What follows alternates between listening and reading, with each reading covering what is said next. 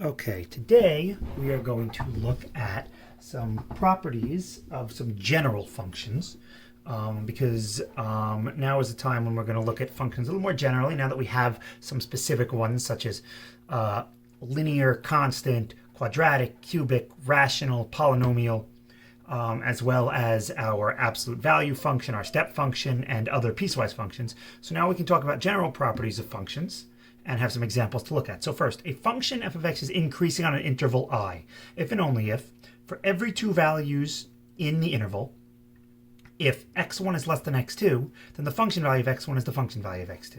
So what this basically says is, as I move from left to right, the function value to the left is less than the function value to the right. And we'll see some examples in a second. A function is decreasing on an interval if and only if for all values, x1, x2. If x1 is, this should be less than x2, then f of x1 is greater than f of x2. And you'll see what that is in a second, but that should have been less than. That's my apologies, I'll have to fix that. So here we have x squared is decreasing from negative infinity to 0 and increasing from 0 to infinity. So if we look at a graph of the function f of x equals x squared, we note that if I pick any 2 points in the interval from negative infinity to 0, and here are 2 of them, any 2 points, I could call this one x1 and this one x2.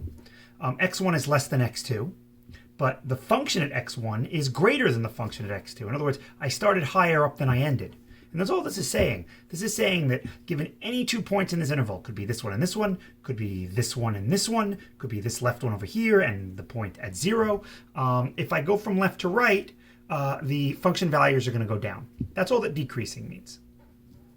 Increasing is the exact opposite. As I go from left to right, my function values are going to get larger. So if I pick any 2 points in this interval from 0 to infinity, the one on the left will be lower than the one on the right. The one on the left will be lower than the one on the right. The one on the left will be lower than the one on the right. The one on the left will be lower than the one on the right. And that's all that that says. Note that 0 is in both of these. Our function is both decreasing and increasing at 0. It seems a little weird that a function can do both at a point, but it makes sense because at this point the function is turning. And when you're turning around, you're both increasing and decreasing. Here we have an absolute value function, which looks like this, and this is the point 1, 0. So if I am to the left of 1, from negative infinity to 1, I'm decreasing. If I'm to the right, I'm increasing. Now this function, you're going to probably ask yourself, well, how do I figure this one out? Well, we're going to graph this one on the graphing calculator. So here I have my y equals right here, and I'm going to put an x plus 1 and then x squared plus 3. And then we'll just graph it. Trace also did the job. All right, that's not the best. So let's go from a window of, let's say, negative 6 to 6, and we'll zoom fit it so that we just get an idea of what this looks like. So this function looks just like this, and as you can see, the function decreases from negative infinity down to negative 3. Now, how do I know that's negative 3? Well, that's the minimum. Once I hit the minimum, the function has to increase afterwards. And I can find the minimum, as we know. Going here, left bound on negative 4, right bound on negative 2, enter. And I get the minimum is occurring at negative 3. And then I'm also decreasing from 1 to infinity. Because if I'm to the left of a minimum, I'm decreasing. If I'm to the right of a maximum, I'm decreasing. That makes sense, because I'm going to keep going down until I hit another minimum, and then I'll go up. And I can find the maximum value the same way. Second trace maximum. Left bound 1, right bound 4, since I know it's going to be 1. Guess. And sure enough, x is about 1. In fact, it is equal to 1. The calculator has a little rounding error there. So my intervals of decrease are negative infinity to negative 3, 1 to infinity. And since it could be on either one, I use the set notation union. I use the set operation union because I could be in this interval or that interval. If this were intersection, that would be the same thing as the empty set because there is no value of x that is in both. Note that where this function isn't decreasing, it's obviously increasing from negative 3 to 1. So if we were to just quickly examine this,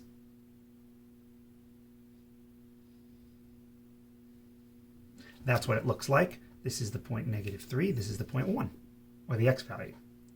And now the final one, you'll notice that this alone looks really weird, and there are no brackets. So with this one, we go to y equals, the numerator is x plus 3, and the denominator is x squared minus 1. And let us graph that on the same interval from -6 to 6. And if we do that, whoa, you notice that this graph, and if I were to zoom this out a little bit, the zoom fit doesn't quite work because it actually goes down infinitely because of the asymptotes. If we, graph this, there are asymptotes at -1 and 1. I can see that because the denominator is undefined at -1 and 1 and nothing cancels. This function has a horizontal asymptote of y equals 0, and then it kind of has a max right there, and then it shoots down. This is the point -1. Now, I will, y min, we'll make this go to, let's say, -50, just to get a better idea of what this looks like. There we go. It doesn't really look like we can see where the max is on the bottom here, but second trace, if I want to find the maximum, I'll go to the left here and make sure that I'm actually going down. Whoops, don't want to go there. And then on the right, okay, and then enter. And notice that I stayed on this bottom piece. I didn't let the cursor go to those because it's like a different piece of it. The minimum is at -0.1715727.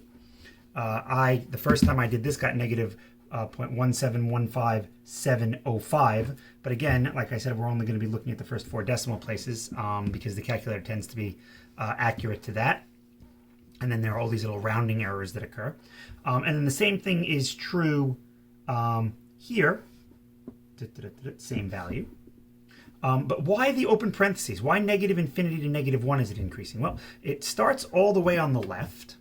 I can actually do it here now. Starts all the way on the left, going up, up, up, up, up, up, up. And then as it gets closer to 1, it continues to increase forever. And then I have this asymptote. I can't include 1 because the function is not defined at 1. Even though the function then continues to increase from -1 to this irrational number, -0.1715, etc. So even though the function is still increasing, it does not increase at -1 because it doesn't exist at -1. And then the function continues to decrease to the right of this irrational number, but it doesn't decrease at 1 because there is no value at 1. And in fact, if I took this point here and that point here, that completely violates the definition of decreasing, because you'll notice that as I move from left to right, the function value got larger. So we say the function decreases on each of these intervals, this one and that one separately, because if it crossed, it wouldn't actually be decreasing. So after that, we just have to quickly talk about an idea of continuity. Function, and these are definitions in quotes. To define them, you'll do that next year in calculus with limits, but this year we just have a kind of an intuitive definition. A function is continuous on a closed interval from a to b if and only if you can graph the entire function without picking up your pencil. So just as an example, y equals x squared is continuous. I can graph the whole thing if I had an infinite amount of time without picking up my pencil. Absolute value is continuous. This rational function is continuous. This rational function is not continuous. If I kept going up this way, I would never be able to graph this piece without picking up my pencil, or pen in this case. So this rational function of number 4 is not continuous. It is what we call discontinuous. And there are 3 different types of discontinuous functions. So the first type of discontinuous function has a vertical asymptote. And you've seen this. We just did one. So anything that has a vertical asymptote. So it could be a function like that, or it could be a function where on one side we have a vertical asymptote and on the other side it's just like a piecewise function like that. Or it could be a function where I've got a vertical asymptote and then it's an open circle here and there's a huge, actually, yeah, there's an open circle here and then it goes up. It could be a function where I have a vertical asymptote and then there's a big gap. And that would be a discontinuous function as well. It would be a big break. One where we have a hole. We've dealt with holes before. A hole would just be something like we're graphing along and then whoop, there's a hole in the function. And remember that a hole doesn't mean the function isn't defined at that value. I could have some kind of piecewise function where I define my function for that value, but outside of where the hole is. This is still a hole. This is also called a removable discontinuity. You'll learn about that next year. And vertical asymptotes are called essential discontinuities, which, if you want to look that up, you can. It's just another term for vertical asymptote, essential discontinuity. And then we have something called a jump discontinuity, and it's the one that you've already seen before. These are jump discontinuities. They're not holes and they're not asymptotes. It's where the function literally just skips a whole bunch of y values. We could also have a jump discontinuity. It doesn't have to be a line. Or we could have a jump discontinuity where we have a function and then there's just a big break in the actual domain, and then the function just continues. This would also be a jump discontinuity. A jump discontinuity could also be if I have,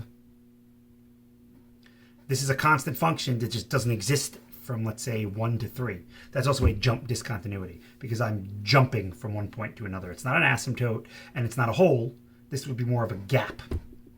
So those are different types of discontinuities. And these are just terminology that we're going to be using. There's no assignment on it, no practice on it. Just know these definitions because we're going to be using them in everyday speech at this point when we discuss different kinds of functions. Okay. So now that we have some of the graphic terminology down, we can talk about some of the operations we can do with functions. We can add, subtract, multiply, and divide them. You're probably already aware of that. So one thing we can do with those is we can combine those operations. So let f be a function. Then we define the average rate of change of f on the interval from a to b as the difference in f of b and f of a divided by the difference in b and a. In other words, it's the ratio of the change in the function value over the change in the domain values. Remember that these are the y values and these are the x values. So this might look very familiar to you from earlier in the year. So finding the average rate of change of these linear functions, so let's see, on the interval from 2 to 5, so let's see, f of 5, if I plug in 5, would be 14. F of 2 is my a, would be 5. Over 5 minus 2. This is 9 over 3, which is 3. And you might be going, hey, I know what this is. Well, you do. Good. If you do, say it to yourself, write it down to yourself, and let's see if you're right. Here, the average rate of change, if I plug in 1, I get negative 1. If we plug in negative 2, we get 12 minus 7, which is 5. And then we have 1 minus negative 2. If you're going to subtract the negative number, you have to put the negative number in parentheses. If you don't, minus a negative without it just doesn't mean anything. Negative 6 over 3, this is, nope, 1, I think I messed up somewhere. But if I plug in 1, I get negative 1. If I plug in negative 2, whoops, I get negative 12 minus 7. Haha, I get negative 19. There we go. And this is negative, negative positive 18. Wow, I cannot do arithmetic. Negative 1 plus 19 is 18, and that's 6. There we go. Sorry about that. Again, if you notice what the pattern is, or you figured it out, then you know that it has to be 6. Let's see, if we plug in 12, half of 12 is 6. That's negative 6 plus 3 is negative 3. If we plug in 4, half of 4 is 2. That's negative 2 plus 3. That's 1 over 12 minus 4. This is negative 4 over 8, which is negative half. Here, if I plug in 4, we have 4 pi plus 3 minus, and again, I'm plugging 1 to the whole thing, so let's not forget the parentheses. And this is over 4 minus 1, so let's see. 4 pi minus pi is 3 pi. 3 minus 3 is 0. And sure enough, we get pi. And then part E gives us what all of these are. So the interval from A to C, just because I used B here for the y-intercept, or the x-coordinate of the y-coordinate of the y-intercept rather. So let's see, if we plug in C, we get MC plus B. Subtract, if we plug in A, we get MA plus B, all over C minus A. Okay, the B minus B is 0, and on the top we get MC minus MA over C minus A. We can factor out the M, and since we define these on intervals, the beginning point of the interval and the end point, the beginning and end values have to be different, which means C and A will not be equal, so then C minus A will not be 0, so these can cancel, and that is correct. The average rate of change is just the slope of a line. So if I have a function f of x equals k, that's a horizontal line, you already know what the slope is.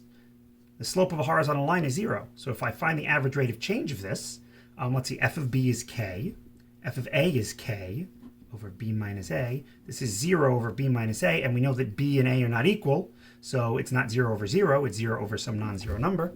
The slope of a constant function is 0. The average rate of change of a linear function is the slope of the function. Simple as that. But what about a nonlinear function? Well, graph the following function on the given interval. Make sure that you plot the endpoints of the graph, then calculate the average rate of change. So x squared plus 3x plus 2. So I could use a calculator for this, but we already know how to do this. Let's see. The vertex will be at negative 3 over 2, or negative 3 halves. So negative 1, negative 2, negative 3 halves would be right there. If I plug negative 3 halves into this, I get 9 fourths minus 9 halves. That's 9 fourths minus 18 fourths is negative 9 fourths.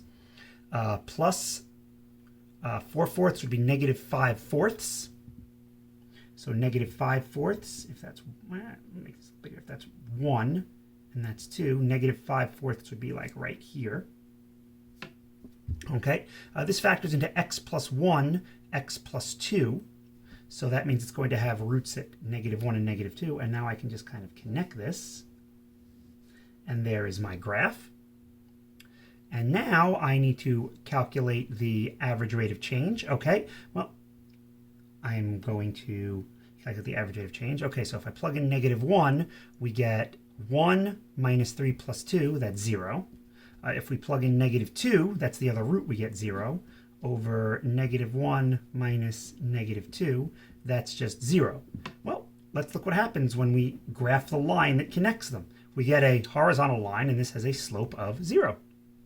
Okay, the graph r of x equals square root of x.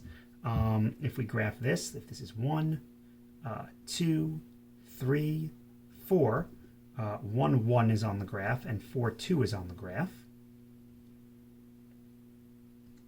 And it only wanted me to graph this on the given interval, so I only have to graph this part down here. So here it wants me to graph this on the interval from 9 to 16. All right, we can fix that. All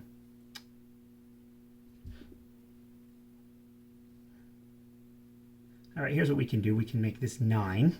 We can make this 16. We can make this 3. We can make this 4. It doesn't even have to be to scale. And there, we fixed it. I don't know what kind of scale that is, but it's not to scale. And now, let us draw our line that connects these. And I notice that the slope of this line is going to be the change in y, which is 1, over the change in x, which is 7. So I should get an average rate of change of 1/7. Let's see if I do. If we plug in 16, square root of 16 is 4, square root of 9 is 3, over 16 minus 9, that's 1 over 7. Yep, the slope is 1/7. So again, the slope of this would be 1/7. Okay. On each graph, connect the endpoints with a line. We did that. Note the average rate of change of a nonlinear function is the slope of the line connecting its endpoints.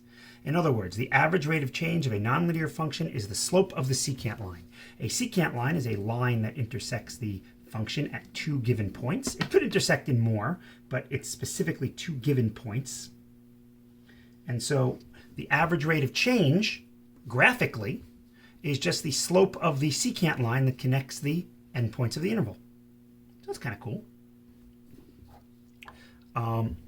And this is all going to come into play really, really heavily next year in calculus. Let f be a function. We will define the difference quotient of f as f of x plus h minus f of x over h. Now, what the heck does that mean? Well, this is just the average rate of change on a specific interval. If I let my b be x plus h and my a be h, b minus a is x plus h minus x, which is h. So my a here is x and my b is x plus h. So this is just the average rate of change on some interval x comma x plus h. You're like, why are we even bothering with this? What does that mean? This comes into play a huge way in calculus, and I'm not going to ruin it for you this year, but we are going to do some algebra involving this so that when it happens next year, and I really hope it does, remember this, because next year you're going to look at this and go, oh, that's what Cetron was talking about. So in the back of your minds right now, star this. This is going to be a critically important definition, the difference quotient. Star this, remember it, memorize it. Seriously, that's important. So let's find the difference quotient. So f of x plus h means I plug in x plus h wherever I have an x. So that is f of x plus h. You can even put it in parentheses. F of x is given to me. It's 3x minus 1 all over h. Okay, now let's see. If I multiply this out, I get 3x plus 3h minus 1. And then if I distribute the negative, I get minus 3x plus 1 all over h. And a nice thing happens. 3x minus 3x is 0. Negative 1 plus 1 is 0. I get 3h over h. And now I'm going to cancel. And I get the difference quotient is 3 as long as h isn't 0. But since I'm defining this difference quotient as the average rate of change on this interval, h can't be 0. Because if h is 0, my left and right endpoints are the same, and then it's not an interval anymore. So h can't be 0. And that is implied by the fact that I have this interval. Because x can't equal x plus h, so h can't be 0. All right, same game here. This one's a little trickier. So to find the difference quotient, I'm going to do that. To find the difference quotient, I will do f of x plus h. That's 2x plus h squared plus 5x plus h.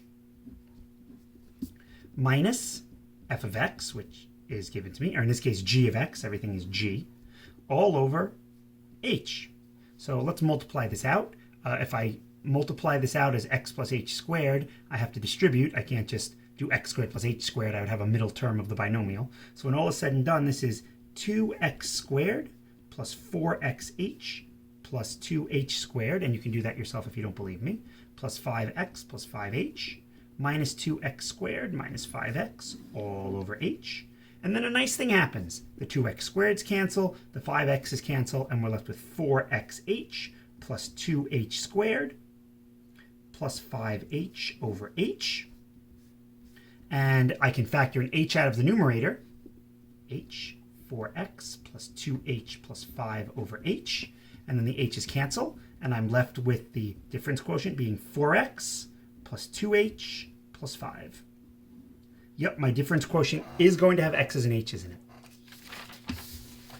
We've got a few more examples here, and these are going to be the last 3 examples. 1 over x. So here we're going to have to deal with complex fractions. So z of x plus h will be 1 over x plus h minus z of x all over h. Okay, so now we're going to simplify this complex fraction. I will multiply the numerator and denominator of this large fraction by x times x plus h. If I distribute, this becomes x plus h over x plus h. Those would cancel. I'll be left with x minus. These x's will cancel, and I would just be left with x plus h. Don't forget the minus sign because we'd have to distribute it. And then on the bottom, I have x plus h, h. Well, x minus x is 0. Minus h is just minus h. x plus h, h. The h's cancel, and we're left with negative 1 over x plus h. Okay. Here, the square root, and the hint says rationalize the numerator and do not multiply out the denominator. You should then be able to cancel! Exclamation point. Or perhaps that's cancel factorial, because we are in a math class. Jokes. So r of x plus h is square root of x plus h. R of x is square root of x over h. This tells me to rationalize the numerator. To do that, I multiply by the conjugate. I remember this from last year. So if we do this, the numerator would become x plus h minus x, because the outer term and the inner terms will cancel each other out. And on the bottom, we have h times this somewhat monstrosity. But the x's cancel in the numerator, which means we will wind up with h over h times this monstrosity. And now I see why the direction told me not to multiply this out. The h's cancel, and we are left with 1 over rad x plus h plus rad x. And that's as simplified as it gets. And now the next one. This one's going to be messy. M of x plus h, wherever I have an x, I plug in an x plus h. That's x plus h plus 1 over x plus h minus 1. Minus m of x all over h. Okay. I will do what I did before. I will multiply the numerator and the denominator by the LCD of these denominators, which is x plus h minus 1, x minus 1. And then I will do the same thing for the bottom part of the large fraction. If I multiply out the first term by this, these will cancel, and I'm left with just x plus h plus 1. minus. If I do that here, the x minus 1s cancel. Oops, nope, I'm left with x plus h plus 1. I'm sorry, these cancel, times x minus 1. Then I subtract. The x minus 1s cancel, and I'll be left with this x plus 1 times this x plus h minus 1. All over, this is a monstrosity. But note that at least I got rid of the complex fraction. There are other ways of doing this, getting a common denominator in the numerator, multiplying by the reciprocal. I like to get rid of all the denominators first so that I don't have a complex fraction anymore. All right, so now what? Now what indeed?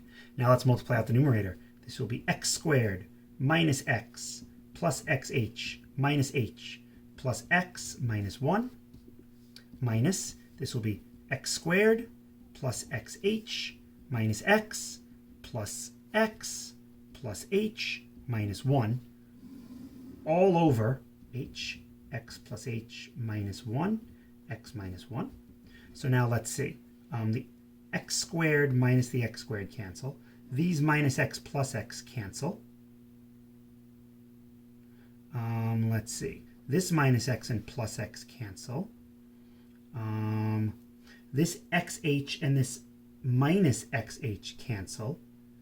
Let's see. This is a minus 1 minus plus 1. Those cancel. This is a minus h minus h. So that's going to be a minus 2h in the numerator. This is going to be an h, x plus h minus 1, x minus 1. And then I can cancel the h's, and I'm left with negative 2 over x plus h minus 1 times x minus 1.